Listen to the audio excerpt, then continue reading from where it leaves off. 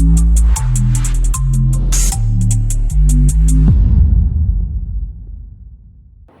કાયદો અને વ્યવસ્થાની સ્થિતિ પડી ભાંગી હોય તેવું લાગી રહ્યું છે, કારણ કે અવારનવાર હત્યા, ચોરી, મારામારી, લૂંટ જેવી ઘટનાઓ સામે આવી રહી છે. ત્યારે સરા જાહેરમાં સુરતના એક બિલ્ડરની હત્યાની ઘટના અટવા લાઇન્સ પોલીસ સ્ટેશન હદ વિસ્તારમાં સામે આવી હતી.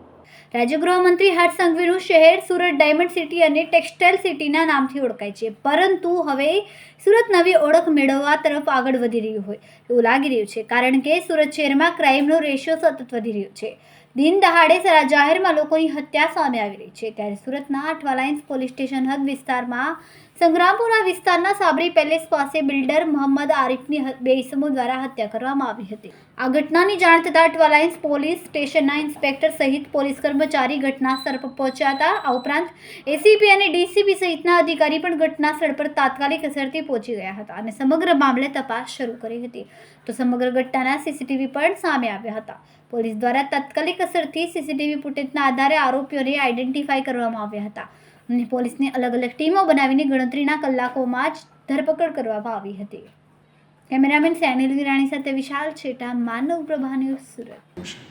જી, ગઈકાલ તારીખ 30/7/2024ના રોજ કલાક 13:30 થી 14:00 દરમિયાન સંગ્રામપુરા તલાવડી મોલવી સ્ટ્રીટ ખાતે એક ઈસમની બે યુવકો દ્વારા હત્યા કરવામાં આવી હતી.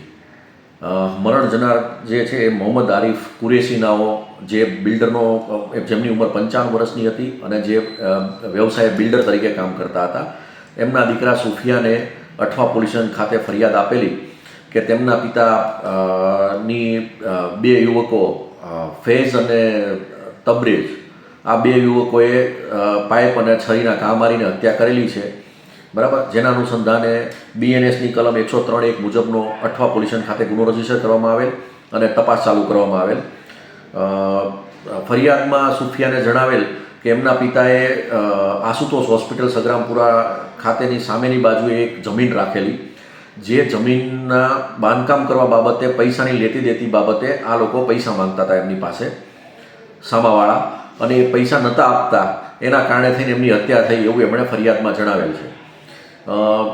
બે આરોપીઓને પકડવા માટે અલગ અલગ ટીમો બનાવવામાં આવેલી અને મહેનતના અંતે બે આરોપીઓની આજ કલાક 13:30 વાગે ધરપકડ કરવામાં આવી છે અને પૂછપરછ ચાલુ છે.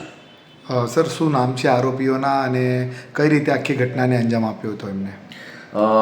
આરોપીનું નામ છે મોહમ્મદ ફૈઝ તલ્લોઈ અને એનો ભાઈ છે એ તબરેજ તલ્લોઈ, જે સંગ્રામપુરા ખાતે જ રહે છે. અને મોહમ્મદ ફૈઝનું કહેવું એવું છે કે જે મરણ જનાર આરિફ એણે એના વિરુદ્ધમાં લાલગેટ પોલીસ સ્ટેશનમાં 384ની ખંડણીની ખોટી ફરિયાદો દાખલ કરાવેલી, તેમજ અઠવા પોલીસ સ્ટેશન ખાતે અમારા વિરુદ્ધમાં ખોટી અરજીઓ કરતો હોય, જેના અનુસંધાને અમે એને મારેલ છે. સર, હાલ બંને જે આરોપીઓ છે સગા ભાઈઓ છે અને કયા વ્યવસાય સાથે સંકળાયેલા છે? અગાઉ કોઈ ગુના દાખલ છે એમની પર? મોહમ્મદ ફૈઝ વિરુદ્ધમાં લાલગેટ પોલીસ સ્ટેશનમાં એક ખંડણીનો ગુનો દાખલ થયેલો છે અને બીજો એક જાહેરનામા ભંગનો ગુનો કોરોના કાળ દરમિયાનનો દાખલ થયેલો છે. મોહમ્મદ તબરેજ વિરુદ્ધમાં હજુ કોઈ ગુના દાખલ થયેલા નથી. બંને આરોપીની સર ધરપકડ કરી લેવાઈ? બંને આરોપીઓની ધરપકડ કરવામાં આવી છે અને સીસીટીવી ફૂટેજ કબજે કરવામાં આવેલા છે. ગુનામાં વપરાયેલ હથિયાર કબજે કરવાની પ્રોસેસ ચાલુમાં છે અને આવતીકાલે નામદાર કોર્ટમાં રજૂ કરી આરોપીના રિમાન્ડ મેળવી ફર્ધર ઇન્વેસ્ટિગેશન કરવામાં આવશે.